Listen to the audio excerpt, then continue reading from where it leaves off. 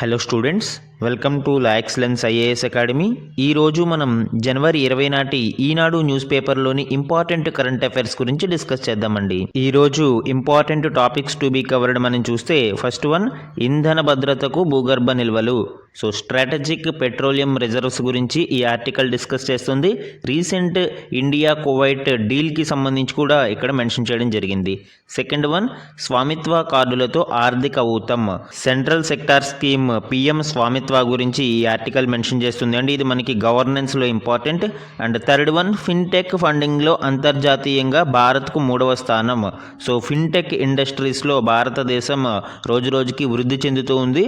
ఇది మనకి ఎకానమీలో ఇంపార్టెంట్.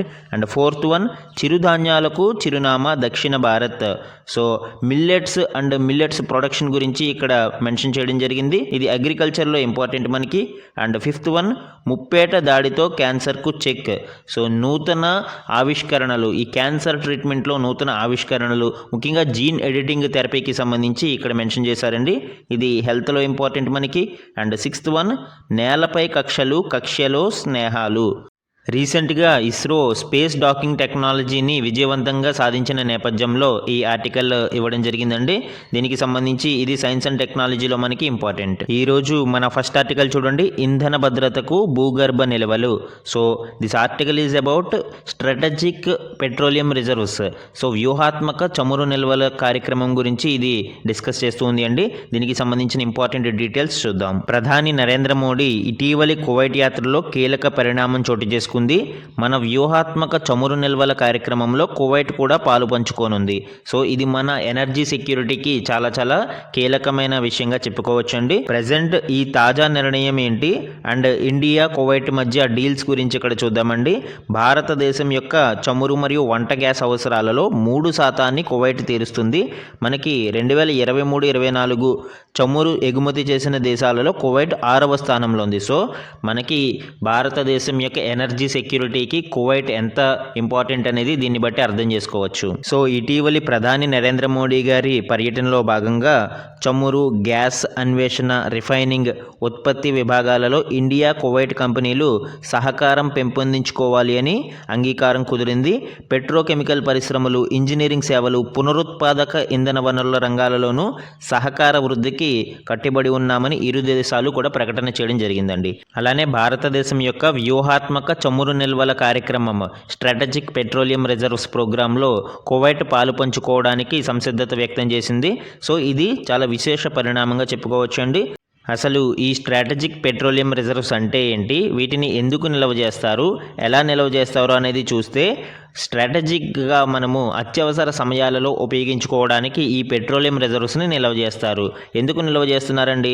ఈ పెట్రోలియం సప్లై చైన్స్ అనేవి చాలా ఫ్రెజైల్గా ఉంటాయి. ముఖ్యంగా మనము మిడిల్ ఈస్ట్ దేశాల మీద ఆధారపడి ఉన్నాం కాబట్టి అక్కడ యుద్ధ వాతావరణం కావచ్చు, లేదా అంతర్జాతీయంగా మనకి మాంద్యం తరహా పరిస్థితులు ఏర్పడిన స్ట్రాటజిక్గా మనము కొన్ని రోజుల పాటు వేరే వాటి మీద డిపెండ్ అవ్వకుండా ఉపయోగించుకోవడానికి ఈ స్ట్రాటజిక్ పెట్రోలియం రిజర్వ్స్ అనేవి ఉపయోగపడతాయండి.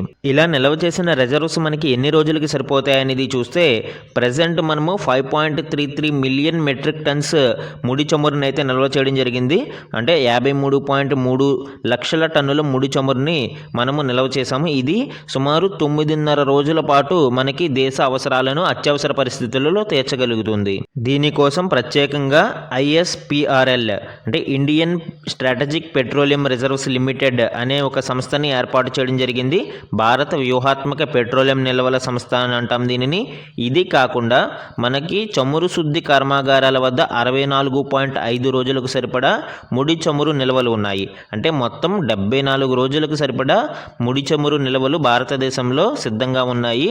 కాబట్టి ఏదైనా అత్యవసర పరిస్థితులలో వీటిని ఉపయోగించుకోవడానికి మనం సిద్ధంగా ఉంటాం. ఈ రిజర్వ్స్ని ఎలా నిల్వ చేస్తారో అనేది చూస్తే భూగర్భంలో నిర్మించిన పెద్ద పెద్ద గుహలలో ముడి చమురును నిల్వ చేస్తారు. ఇందుకోసం దీనికోసం పర్యావరణానికి భంగం కలగని రీతిలో గుహలను ఏర్పాటు చేస్తారు. అంటే ఎన్విరాన్మెంటల్ ఫ్రెండ్లీగా ఇక్కడ ఈ స్ట్రాటజిక్ పెట్రోలియం రిజర్వ్స్ని నిల్వ చేయడం జరుగుతుంది. ఈ స్ట్రాటజిక్ రిజర్వ్ లొకేషన్స్ని మన దేశంతో పాటు వేరే దేశాలు వాడుకోవడానికి అవకాశం ఉన్నదా అని చూస్తే ఈ నిల్వలను ఇతర దేశాలు కూడా ఉపయోగించుకుంటాయి. అంటే రిజర్వ్ లొకేషన్స్ని 2017లో యుఏఈ ప్రభుత్వ సంస్థ అడ్నాక్ ఈ సౌకర్యాన్ని వినియోగించుకుంది. మంగళూరు కేంద్రంలో 7.5 లక్షల టన్నుల చమురు నిల్వ సామర్థ్యాన్ని అది వాడుకుంటూ ఉంది. అలానే ఈ చమురును అత్యవసర పరిస్థితులలో వినియోగించుకోవడానికి, అవసరమైతే కొంత విక్రయించడానికి భారత్కు వెసులుబాటు ఉంది. అంటే మన లొకేషన్స్లో వాళ్ళు వినియోగించుకుంటున్నారు కాబట్టి దాంట్లో మనకి కొంత షేర్ అనేది కల్పించడం జరిగింది. ఇప్పుడు కువైట్ కూడా ఈ స్ట్రాటజిక్ పెట్రోలియం రిజర్వ్స్ ప్రోగ్రాంలో భాగస్వామ్యం అవ్వడానికి ముందుకు వస్తూ ఉంది అండి. ఇది బోత్ కంట్రీస్కి విన్ విన్ సిచ్యువేషన్గా 2 దేశాలకి చెప్పుకోవచ్చు. ఈ స్ట్రాటజిక్ పెట్రోలియం రిజర్వ్స్ ఎక్కడున్నాయి అనేది మనం చూస్తే ప్రజెంట్ 3 లొకేషన్స్లో వీటిని చూడవచ్చండి. ఒకటి ఆంధ్రప్రదేశ్లోని విశాఖపట్నంలో 1.33 మిలియన్ మెట్రిక్ టన్స్ అంటే 13.3 లక్షల టన్నులు. రెండవది కర్ణాటకలోని మంగళూరులో 1.5 మిలియన్ మెట్రిక్ టన్స్ అంటే 15 లక్షల టన్నులు. అండ్ మూడవది కర్ణాటకలోని పాడూరు దగ్గర 2.5 మిలియన్ మెట్రిక్ టన్స్ అంటే 25 లక్షల టన్నుల వరకు మనము చమురుని నిల్వ చేసే సామర్థ్యం కలిగి ఉన్నాము.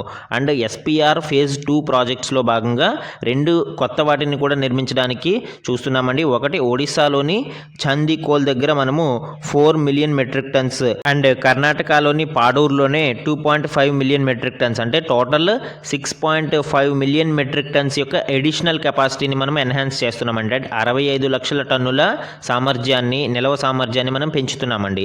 ఈ విధంగా ఆల్రెడీ మనకి 53.3 ల్యాక్స్ ఉంది. ఇప్పుడు ఇంకొక 65 ల్యాక్స్కి మనము ఎన్హాన్స్ చేస్తున్నాము.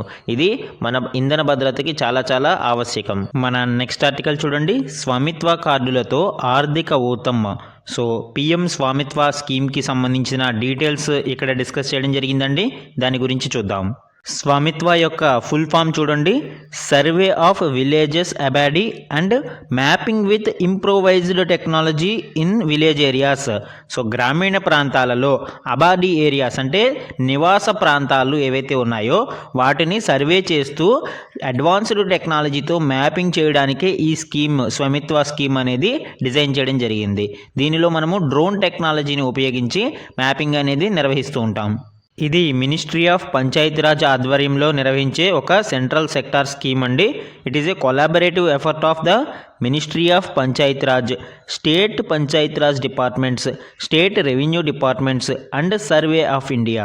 సో సర్వే ఆఫ్ ఇండియా నుంచి మ్యాప్స్ని మనం తీసుకుని దాని ద్వారా డ్రోన్ టెక్నాలజీని ఉపయోగించి రూరల్ ప్రాంతాలలోని ఇన్హాబిటెడ్ ఏరియాలలో మనము ఈ సర్వేని కండక్ట్ చేస్తూ ఉంటామండి. దీనిని 2021లో నేషనల్ పంచాయతీరాజ్ డే అయిన 24th ఏప్రిల్ 2021ని మనము లాంచ్ చేయడం జరిగింది. దీని యొక్క ముఖ్య లక్ష్యం ఏంటనేది చూస్తే to provide a clear ownership of property in rural inhabited areas. So గ్రామీణ ప్రాంతాలలో స్థిర నివాసం కలిగి ఉన్న ప్రజలకి క్లియర్ ఓనర్షిప్ రైట్స్ని అందించడమే పిఎం స్వామిత్వ యొక్క ముఖ్య లక్ష్యంగా చెప్పవచ్చు. సో ఈ క్లియర్ ఓనర్షిప్ ఆఫ్ ప్రాపర్టీ కోసం మనము డ్రోన్ టెక్నాలజీని ఉపయోగించి మ్యాపింగ్ ఆఫ్ ల్యాండ్ పార్సిల్స్ చేయడము, అదేవిధంగా లీగల్ ఓనర్షిప్ కార్డ్స్ని అందించడం ద్వారా ప్రాపర్టీ ఓనర్స్కి మనము ఈ ఓనర్షిప్ రైట్స్ అనేది ఇవ్వగలుగుతామండి. అయితే ఇప్పుడు ఇది ఎందుకు న్యూస్లో ఉంది? సుమారు 65 లక్షల కుటుంబాలకు ఈ ఆస్తి కార్డులు, మనం ఏదైతే లీగల్ ఓనర్షిప్ కార్డ్స్ అని చెప్పుకున్నామో ఈ ఆస్తి కార్డుల పంపిణీని ప్రధాని నరేంద్ర మోదీ గారు వర్చువల్గా ప్రారంభించడం జరిగింది. 10 రాష్ట్రాలలోని 50,000 గ్రామాలకు చెందిన 65 లక్షల మందికి స్వామిత్వ పథకం కింద ఆస్తి కార్డులను శనివారం ఆయన వర్చువల్గా పంపిణీ చేశారు. ఈ పథకం ప్రారంభించిన నాటి నుంచి ఇప్పటి వరకు అనేక గ్రామాలలోని 2.24 కోట్ల మంది తమ ఇంటికి సంబంధించిన శాశ్వత ఆస్తి కార్డులను పొందారు అని ఆయన వెల్లడించడం జరిగిందండి. అదేవిధంగా సగం గ్రామాలలో డ్రోన్ సర్వే పూర్తి అయినట్టు కూడా ప్రకటించారు. దేశంలో 6 లక్షల గ్రామాలుంటే దాదాపు సగం చోట్ల డ్రోన్లతో సర్వే పూర్తి అయింది. భూ హక్కుల పత్రాలు చేతికి రావడంతో చాలామంది రుణాలు తీర్చుకుని వ్యాపారాలు ప్రారంభించుకోగలిగారు. అన్ని గ్రామాలలో కార్డుల పంపిణీ పూర్తయితే 100 లక్షల కోట్ల ఆర్థిక కార్యకలాపాలకు తాళం తెరుచుకుంటుంది అని నరేంద్ర మోదీ గారు చెప్పారు. చెప్పారు. మన నెక్స్ట్ ఆర్టికల్ చూడండి. ఫిన్టెక్ ఫండింగ్లో అంతర్జాతీయంగా భారత్కు 3వ స్థానం. సో ఫిన్టెక్ రంగంలో వచ్చిన ఫండ్స్ నిధుల విషయంలో అంతర్జాతీయంగా భారత్ 3వ స్థానం దక్కించుకుంది అండి. బట్ ప్రీవియస్ ఇయర్తో కంపేర్ చేస్తే మనము 33% తక్కువ నిధులు వచ్చినా కూడా భారతదేశం 3rd ప్లేస్లో ఉండడం మనం ఇక్కడ విశేషంగా చెప్పుకోవచ్చు. అసలు ఈ ఫిన్టెక్ కంపెనీస్ అంటే ఏంటండి? టెక్నాలజీని ఉపయోగించుకుని ఫైనాన్షియల్ సర్వీసెస్ని అందించే కంపెనీలని, అలాంటి ఇండస్ట్రీని మనము ఫిన్టెక్ ఇండస్ట్రీ అని పిలుస్తాం. సో ఈ ఫిన్టెక్ ఇండస్ట్రీలో మేజర్గా మనం చూడండి బ్లాక్ చైన్ టెక్నాలజీ కావచ్చు, biometric IDs, cloud, mobile money and ఈ వ్యాలెట్స్, మనకి పేటిఎం ఈ వ్యాలెట్ కానీ, జీపే ఇలాంటి ఈ వ్యాలెట్స్ చూస్తూ ఉంటాం. అలానే crowd funding, alternative credit scoring, cross border remittances, digital KYC process, Ritz tech అంటే రెగ్యులేటరీ టెక్నాలజీ. సో ఇట్లాంటివన్నీ కూడా మనము ఫిన్టెక్ కంపెనీస్ ద్వారా అందించుకోగలుగుతాం. కొన్ని గణాంకాలనే మనం పరిశీలిస్తే 2024లో ఫిన్టెక్ రంగం $1.9 బిలియన్ మేర సమీకరించింది. అయితే 2023లో వచ్చిన $2.8 బిలియన్ ఫండ్స్తో పోలిస్తే ఇవి 33% తక్కువ. అయినప్పటికీ మనము ఇప్పుడు అమెరికా, బ్రిటన్ తర్వాత 3వ స్థానంలో నిలిచాము. 2022లో అయితే భారత ఫిన్టెక్ రంగం సుమారు $5.6 బిలియన్ సమీకరించడం ఇక్కడ మనం విశేషంగా చెప్పుకోవచ్చు. 2024లో $1.9 బిలియన్ మాత్రమే మనము ఫండ్స్ సమీకరించగలిగామండి. బట్ స్టిల్ 3rd ప్లేస్లో ఉండడం ఇక్కడ అంతర్జాతీయ మార్కెట్లో ఈ ఫ్లక్చువాలిటీ అండ్ ఈ ఒడిదుడుకులు అనేవి మనం చూడవచ్చు. And one more important point ఏంటి అండి, 2024లో ఈ రంగంలో 2 కొత్త యూనికార్న్లు ఏర్పడ్డాయి. యూనికార్న్స్ అంటే ఏదైనా ఒక స్టార్టప్ $1 బిలియన్ వాల్యూ కలిగి ఉంటే దానిని యూనికార్న్ అని పిలుస్తారండి. సో అలాంటి యూనికార్న్స్ 2 ఏర్పడ్డాయి 2024 సంవత్సరంలో. అంటే భారతదేశం యొక్క ఫిన్టెక్ రంగం కొంత నెమ్మదించినా కానీ ప్రపంచ దేశాలతో పోలిస్తే భారతదేశం ఒక ప్రోగ్రెసివ్గానే ఇక్కడ మనం చూడవచ్చండి. మన నెక్స్ట్ ఆర్టికల్ చూడండి. చిరుధాన్యాలకు చిరునామా దక్షిణ భారత్, పలు రాష్ట్రాలలో పెరుగుతున్న సాగు సంపూర్ణ ఆహార భద్రతకు ఊతం. ఎంఎస్ స్వామినాథన్ పరిశోధన సంస్థ అధ్యయనంలో వెల్లడి. సో ఈ చిరుధాన్యాలు లేదా మిల్లెట్స్ అంటాం మనం. ఈ మిల్లెట్స్ అనేది ఎక్కువగా డ్రై ల్యాండ్ అగ్రికల్చర్, ఏదైతే ఈ పొడి భూములు ఉంటాయో వాటిల్లో మనము వర్షాభావ పరిస్థితులు, వాటర్ ఫెసిలిటీస్ తక్కువ ఉండే ప్రాంతాలలో పండుతాయని అనుకుంటున్నాము. బట్ ఈ దక్షిణాది రాష్ట్రాలలో కూడా చిరుధాన్యాల సాగు అనేది ఎక్కువగా మనం ఇప్పుడు గమనించవచ్చు. అయితే ఆహార ధాన్యాల యొక్క ఉత్పత్తితో పోలిస్తే చిరుధాన్యాల ఉత్పత్తి అనేది మనకి చాలా చాలా తక్కువగా చూడవచ్చండి. ఇక్కడ చూడండి, దేశంలోని మొత్తం ఆహార ధాన్యాలు 200 మిలియన్ టన్నులు కాగా అందులో చిరుధాన్యాల ఉత్పత్తి కేవలం 20 మిలియన్ టన్నుల కంటే తక్కువగా ఉంది. దేశంలో చిరుధాన్యాలకు ప్రస్తుత నికర రాబడి హెక్టార్కు ₹10,000 మాత్రమే. సో మనము నార్మల్గా ఇక్కడ చూస్తే ఆన్ అన్ యావరేజ్ ఒక హెక్టార్కి కేవలం ₹10,000 మాత్రమే ఇక్కడ నికర రాబడి అనేది ఉంటుంది. అంటే ఇది చాలా చాలా తక్కువ. 2011 మరియు 2015 మధ్యకాలంలో చూస్తే మనకి వరికి వెచ్చించిన ఖర్చు కంటే వచ్చిన ఆదాయం 224% ఉంటే గోధుమలకు అది 304% ఉంది. చిరుధాన్యాలకి కేవలం 100% మాత్రమే ఇక్కడ చూడవచ్చు. సో ఈ విధంగా మనకి నికర లాభం అనేది గోధుమలు అండ్ వరి లాంటి వాటితో పోలిస్తే ఈ మిల్లెట్స్కి చాలా చాలా తక్కువగా మనం ఇక్కడ అబ్జర్వ్ చేయవచ్చు. అయితే ఈ మిల్లెట్ కల్టివేషన్కి సంబంధించి, ఈ చిరుధాన్యాల సాగుకి సంబంధించి మనకి కొన్ని అడ్వాంటేజెస్ ఉన్నాయండి. ఇవి చాలా పోషక విలువలను కలిగి ఉంటాయి. ముఖ్యంగా ప్రోటీన్, డైటరీ ఫైబర్, సూక్ష్మ పోషకాలు, యాంటీ ఆక్సిడెంట్లు అధికంగా ఉంటాయి. అలానే ఇవి తీవ్రమైన ఉష్ణోగ్రతల్ని తట్టుకోగలవు కాబట్టి బంజరు భూములలో కూడా వీటిని సాగు చేయవచ్చండి. మనకి national family and health survey యొక్క గణాంకాలని పరిశీలిస్తే 5 ఏళ్ల కంటే తక్కువ వయసున్న పిల్లల పెరుగుదల స్థాయి స్వల్పంగా తగ్గింది. బరువు తగ్గుతున్న వారి శాతం 38 నుంచి 36కి, తక్కువ బరువు ఉన్న వారి శాతం 21 నుంచి 19కి తగ్గింది. అలానే 6 నుంచి 59 నెలల వయసు ఉన్న పిల్లలలో రక్తహీనత 59 నుంచి 67% పెరిగింది. మహిళల్లో ఊబకాయం 21 నుంచి 24%కి, పురుషులలో 19 నుంచి 23% పెరిగింది. సో చిన్నపిల్లలలో మనకి ఈ గ్రోత్ ఇష్యూస్ కావచ్చు, స్టంటింగ్, వేస్టింగ్ లాంటి వాటిని చూడవచ్చు. అండ్ ఎనిమిక్ పేషెంట్స్, రక్తహీనత ఉన్న వాళ్ళ నుంచి ఇక్కడ పెరుగుదల చూసాం మనము. అలానే ఒబెసిటీ అనేది కూడా పెరగడం మనం చూసాం. సో ఈ సమస్యలన్నిటికీ పరిష్కారం ఏంటండి? చిరుధాన్యాలని ఆహారంలో ఎక్కువగా తీసుకోవడం వలన వీటన్నిటిని మనం చెక్ పెట్టడానికి అవకాశం ఉంటుంది. కాబట్టి ఇప్పుడు ప్రభుత్వాలు తీసుకోవాల్సిన చర్యలు ఏంటి అనేది ఈ ఎంఎస్ స్వామినాథన్ పరిశోధనా సంస్థ అధ్యయనం యొక్క నివేదికలో మనం ఇక్కడ సిఫారసుల్ని చూడవచ్చండి. దిగుబడే కాకుండా మిల్లెట్ సాగు ద్వారా రాబడిని పెంచడానికి చర్యలు చేపట్టాలి. అలానే రైతు నేతృత్వంలోని మార్కెటింగ్ సమాఖ్య వంటి కొత్త సంస్థలను నెలకొల్పాలి. ప్రభుత్వ సంస్థల మధ్య సమన్వయము, భాగస్వామ్యాలు అవసరం. జాతీయ ఆహార భద్రతా చట్టం కింద ప్రజా పంపిణీ వ్యవస్థ, పాఠశాల భోజనము, ఇతర పోషక కార్యక్రమాలలో చిరుధాన్యాలను అందించాలి.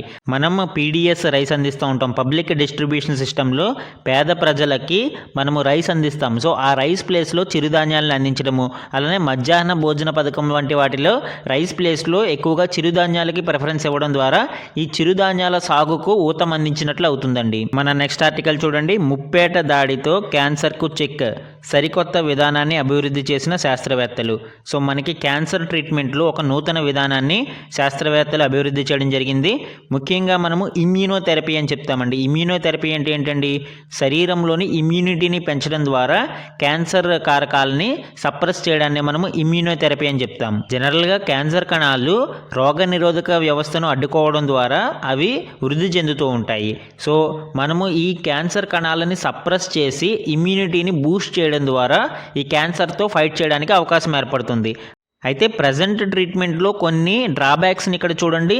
కణితికి సంబంధించిన సూక్ష్మ వాతావరణంలోని ఒక రేణువును మాత్రమే మనము లక్ష్యంగా చేసుకోగలము. ఏదైనా ఒక టార్గెట్ని మాత్రమే ఫిక్స్ చేసుకోగలము. అప్పుడు ఏం జరుగుతుంది? ఆ టార్గెట్ మనం ఫిక్స్ చేసుకున్నది మేజర్ ప్రాబ్లం కాకపోయి ఉండవచ్చు, వేరే అదర్ టార్గెట్ ఏదైనా ఉండి ఉండవచ్చు. అలానే లక్ష్యంగా ఎంచుకున్న రేణువు లాంటిది మరొకటి అక్కడ ఉండవచ్చు. అంటే ఒక టార్గెట్ని మనం సప్రెస్ చేసేసాం, బట్ ఇంకొకటి కూడా అక్కడ ఉండవచ్చు. తిరిగి అప్పుడు క్యాన్సర్ రివర్స్ అవుతుంది. సో ఇలా సింగిల్ టార్గెట్ని ఫిక్స్ చేసుకోవడం వల్ల మనము క్యాన్సర్ ట్రీట్మెంట్లో కేవలం 20-30% మంది రోగులకు మాత్రమే ప్రయోజనం కలుగుతుందండి. దీనివలన ఇప్పుడు మనము బహుళ లక్ష్యాలపై దాడి చేయడం ద్వారా, సో ఇప్పుడు అభివృద్ధి చేసిన నూతన విధానంలో సింగిల్ టార్గెట్ కాకుండా మల్టిపుల్ టార్గెట్స్ని మనము లక్ష్యంగా పెట్టుకొని ఈ విధానాన్ని రూపొందించడం జరిగిందండి. దీనివల్ల ఏం జరుగుతుంది? కేవలం ఒక టార్గెట్నే కాకుండా మల్టిపుల్ టార్గెట్స్ని ఫిక్స్ చేసుకుని అక్కడ ఆ క్యాన్సర్ని సప్రెస్ చేయడం ద్వారా ఇమ్యూనిటీని బూస్ట్ చేయడానికి అవకాశం ఉంటుంది. దీనికోసం శాస్త్రవేత్తలు ఎంచుకున్న నూతన విధానం ఏంటి అండి? CAS13 అని జీన్ ఎడిటింగ్ ప్యాకేజ్ని వాళ్ళు యూజ్ చేసుకోవడం జరిగింది. ఇది RNAను లక్ష్యంగా చేసుకుని దానిని క్షీణింపజేస్తుంది. సో ఈ ప్యాకేజ్తో బహుళ జన్యువులను మనము లక్ష్యంగా చేసుకోవచ్చు. సింగిల్ టార్గెట్ కాకుండా మనము మల్టిపుల్ టార్గెట్స్ని ఈ CAS13 ఈ జీన్ ఎడిటింగ్ ప్యాకేజ్ ద్వారా మనము లక్ష్యంగా చేసుకోవచ్చు. సో వన్స్ మనం ఎప్పుడైతే మల్టిపుల్ టార్గెట్స్ని ఫిక్స్ చేసుకున్నామో అప్పుడు క్యాన్సర్ కణాలు ఎక్కువ మొత్తంలో సప్రెస్ అయ్యి మళ్ళీ తిరిగి రావడానికి అవకాశం లేకుండా ఉంటుంది. మన నెక్స్ట్ ఆర్టికల్ చూడండి. నేలపై కక్షలు, కక్ష్యలో స్నేహాలు. సో అంటే మనకి గ్రౌండ్ లెవెల్లో కొట్టుకుంటూ ఉండే దేశాలు స్పేస్ టెక్నాలజీలో ముఖ్యంగా డాకింగ్ విషయానికి వచ్చేటప్పటికి కలిసి పనిచేసిన సందర్భాలు ఉన్నాయని ఈ ఆర్టికల్ మెన్షన్ చేయడం జరిగిందండి. ముఖ్యంగా రీసెంట్గా ఇస్రో స్పేస్ డాకింగ్ని సక్సెస్ఫుల్గా పూర్తి చేయడంతో ఈ ఆర్టికల్ ప్రాధాన్యత సంతరించుకుంది. ఈ ఆర్టికల్లో అమెరికా, రష్యా ఎప్పుడూ కూడా మనకి శత్రుత్వంతో కనిపిస్తూ ఉంటాయి. బైపోలార్ వరల్డ్ అంటాం మనం. సో యుఎస్ ఒకవైపు, యుఎస్ఎస్ఆర్ ఒకవైపు ఉండేది, తర్వాత అది రష్యా కంటిన్యూ అవడం జరిగింది. ఈ అమెరికా, రష్యా ఈ స్పేస్ టెక్నాలజీతో పాటు అనేక రంగాలలో పోటీ పడుతూ ఉండేవి. అలానే వీటి మధ్య శత్రుత్వం కూడా చూడవచ్చు. అయితే స్పేస్ డాకింగ్ టెక్నాలజీకి వచ్చేటప్పటికి అమెరికా, రష్యాతో పాటు అనేక దేశాలు కలిసి ISSని నిర్మించుకోవడం జరిగింది, ఇంటర్నేషనల్ స్పేస్ స్టేషన్. సో ఈ ఇంటర్నేషనల్ స్పేస్ స్టేషన్కి సంబంధించిన డీటెయిల్స్ ఇక్కడ చూడవచ్చండి. డాకింగ్ సక్సెస్ఫుల్గా పూర్తి అవడంతో మనము ఈ ఇంటర్నేషనల్ స్పేస్ స్టేషన్ని ఏర్పాటు చేసుకోవడానికి వీలు కలిగింది. దీని యొక్క పొడవు మనము 356 మీటర్లు, బరువు 4,19,725 కిలోలుగా చూడవచ్చు. రోదసిలో మానవులు నిర్మించిన అతిపెద్ద ఆకృతి ఇదే, ఈ ఇంటర్నేషనల్ స్పేస్ స్టేషన్నే చెప్పుకోవచ్చండి. ఇందులో 7 వ్యోమగాములు నెలల తరబడి పరిశోధన చేసుకోవడానికి ఏర్పాట్లు చేయబడి ఉంటాయి. అలానే ఈ కేంద్రం నిర్మాణానికి దాదాపు $150 బిలియన్ ఖర్చు అయింది. ఈ భారీ నిర్మాణం దశల వారీగా జరిగింది. ఈ నిర్మాణానికి కావలసిన కాంపోనెంట్స్ని సుమారు 42 రాకెట్ ప్రయోగాల ద్వారా భూమి నుంచి తరలించారు. అండ్ డాకింగ్ టెక్నాలజీని ఉపయోగించి ఈ మాడ్యూల్స్ అన్నిటినీ కూడా అనుసంధానించడం జరిగింది. సో ఇలాగ ఈ డాకింగ్ పరిజ్ఞానాన్ని ఉపయోగించుకుని ఐఎస్ఎస్ని నిర్మించారు. ఇందులో అమెరికా, రష్యా, జపాన్తో సహా 15 దేశాలకు భాగస్వామ్యం ఉంది. అంటే అమెరికా, రష్యాలు ఒకదానికొకటి పోటీ పడుతూ ఒకదాని మీద ఒకటి శత్రుత్వం పెంచుకున్నా కూడా ఈ ఐఎస్ఎస్ టెక్నాలజీ, ఈ ఐఎస్ఎస్ నిర్మాణంలో డాకింగ్ టెక్నాలజీని ఉపయోగించుకోవడంలో రెండు కలిసి పనిచేశాయనేది ఇక్కడ చూడవచ్చండి. ఈ ఐఎస్ఎస్ యొక్క విజయాలను మనం చూస్తే 22 దేశాలకి చెందిన 279 మంది దీనిని సందర్శించారు. అలానే సూక్ష్మ గురుత్వాకర్షణ వాతావరణంలో అంటే మైక్రో గ్రావిటీ ఎన్విరాన్మెంట్లో వ్యవస్థలు ఏ విధంగా పనిచేస్తాయి అంటే ఫ్లూయిడ్లు, జీవ వ్యవస్థలు, రసాయనాల తీరుతెన్నులపై ఇక్కడ పరిశోధించడానికి అవకాశం ఏర్పడింది. అలానే ఇప్పటి వరకు 108 దేశాలకు చెందిన 3000కు పైగా ప్రయోగాలు చేపట్టడానికి ఇది ఆస్కారం కల్పించింది.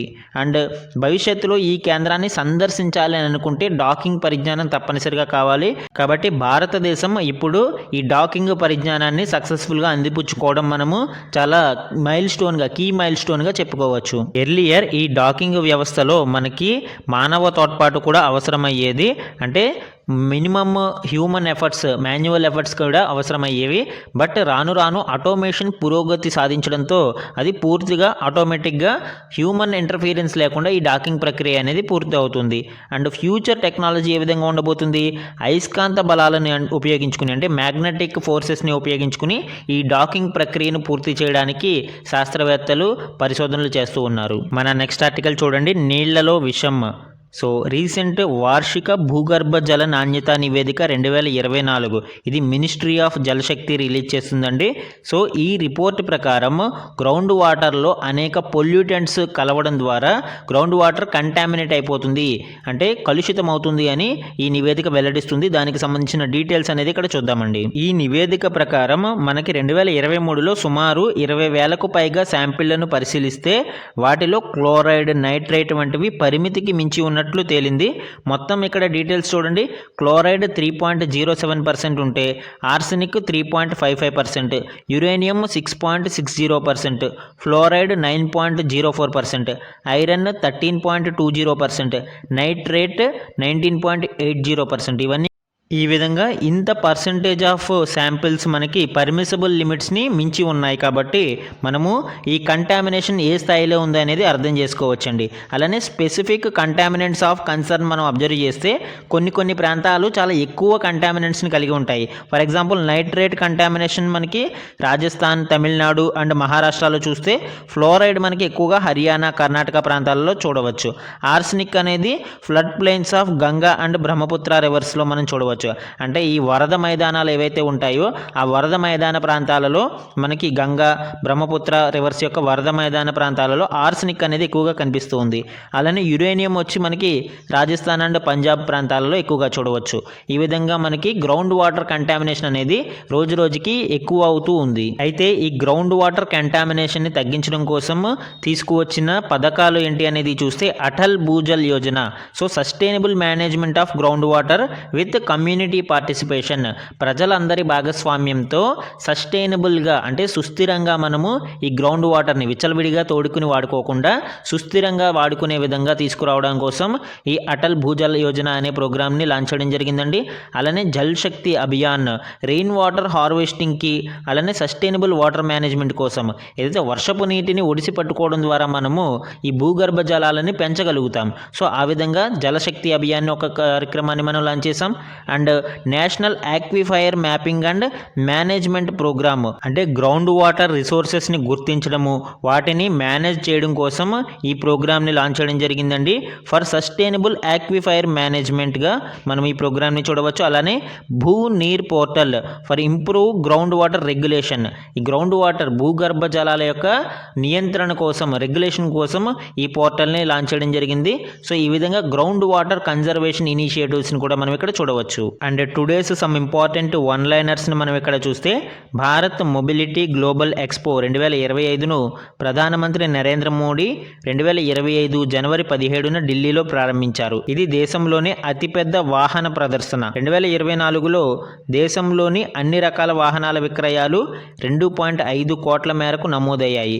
ఈ రంగం 4 ఏళ్లలోనే $36 బిలియన్ విదేశీ ప్రత్యక్ష పెట్టుబడులను ఆకర్షించినట్లు మోదీ తెలిపారు. అంటే సుమారు 3.10 లక్షల కోట్ల ఫారిన్ డైరెక్ట్ ఇన్వెస్ట్మెంట్ని ఈ రంగం ఆకర్షించింది అని మనం ఇక్కడ చూడవచ్చు. అండ్ నెక్స్ట్ వన్ చూడండి, అంతర్జాతీయ స్థాయిలో సత్తా చాటిన క్రీడాకారులకు రాష్ట్రపతి ద్రౌపది ముర్ము 2025 జనవరి 17న ఢిల్లీలో క్రీడా పురస్కారాలు అందజేశారు. మొత్తం 32 మందికి అర్జున అవార్డులు వరించాయి. ఇందులో 17 మంది పారా అథ్లెట్స్ ఉండడం మనం ఇక్కడ విశేషంగా చెప్పుకోవచ్చు. అలానే అత్యున్నత పురస్కారం మేజర్ ధ్యాన్ చంద్ ఖేల్ రత్నకు ఈసారి 4 ఎంపికయ్యారు. దమ్మరాజు గుకేష్, మను బాకర్, హర్మన్ ప్రీత్ సింగ్, ప్రవీణ్ కుమార్లు మనకి మేజర్ ధ్యాన్ చంద్ ఖేల్ రత్న అవార్డుకు ఎంపికయ్యారండి. అండ్ నెక్స్ట్ వన్ చూడండి, వచ్చే 2 ఆర్థిక సంవత్సరాలు అంటే 2025-26, 26-27లో భారత వృద్ధి రేటు 6.7% కొనసాగవచ్చని ప్రపంచ బ్యాంకు తన తాజా అంచనాల్లో ప్రకటించింది. 2025-26లో దక్షిణాసియా వృద్ధి 6.2% ఉండవచ్చని ఈ నివేదిక పేర్కొంది. ఇవి ఈరోజు ఈనాడు న్యూస్ పేపర్లోని ఇంపార్టెంట్ కరెంట్ అఫైర్స్ అండి. Thank you for watching.